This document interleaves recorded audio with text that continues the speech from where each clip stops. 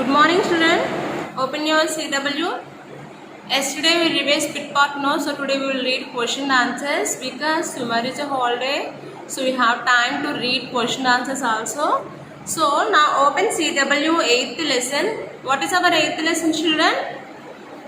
Water wise. Okay. So in this lesson you have question and answers, so you have to read every question and answer. See, children, write two properties of water. So we know the properties of water. Okay, water and air have maximum same properties. So you have to write. Here they are given two properties now. So you have to write water is colorless and odorless. Next, water has no fixed shape. Okay, if you have pour water bottle, it can change the structure in the water bottle shape. Yes, children? So it can change, but it has no fixed shape. Next, write two ways in which you can reduce wastage of water. How can you reduce, children? Because closing the tap when you are not using. Okay, closing the tap when you are not using, filling just the required amount of water to drink. Okay, so these are the ways to reduce wastage of water. Next, third question, see, write two examples where the properties of water are useful to us. Daily we are using water, no, children? Here they are asking properties of water, where we are using that properties also. See, first one examples they are asking now.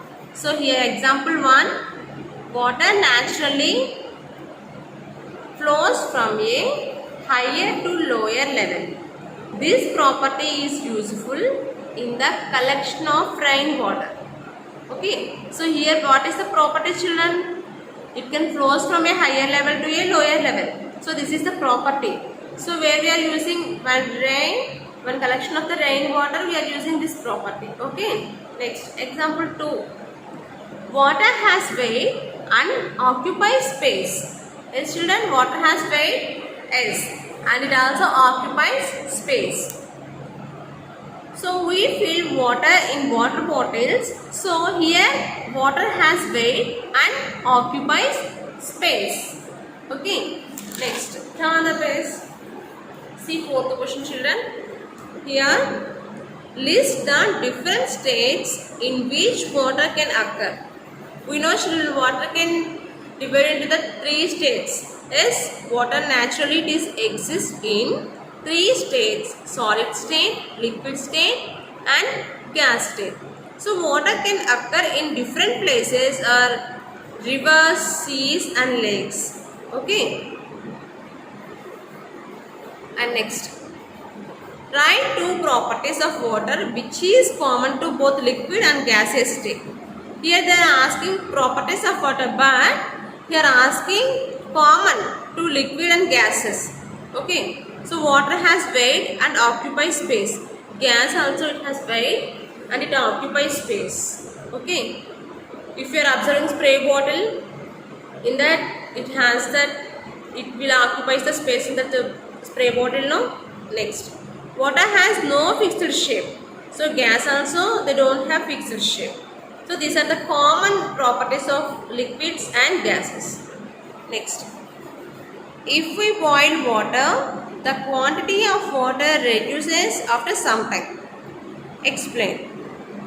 Already you know this example, children. In every day in your home you are observing, no, when water is heated, it changes into a gaseous state due to evaporation.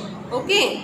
And so this is the reason if we boil water, the quantity of water reduces after some time. Okay. Next, third question, see, water cycle, children. Describe the water cycle.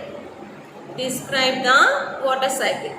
The process in which water moves from land to sky by evaporation and back to land by condensation. So this is the process of water cycle. Okay, children. So these all question answers today you have to read, children. Tomorrow, day after tomorrow we will revise bit part. Okay. Bye children. Have a nice day.